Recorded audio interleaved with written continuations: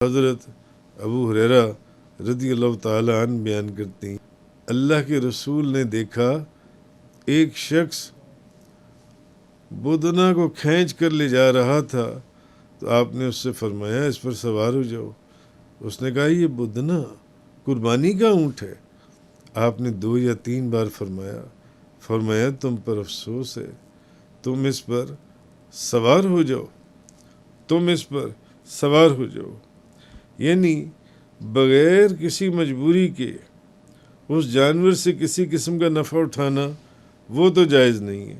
लेकिन अगर मजबूरी है, सपोज़ कि वो शख्स ऊँट को हदी बना कर लेकर जा रहा था 7 जून से, और सवारी के लिए कोई और जानवर नहीं है और पैदल चलना उसके लिए मुश्किल है, तो इस मजबूरी और ज़रूरत की वजह से उसका उसके ऊपर सवार होना जायज़ है।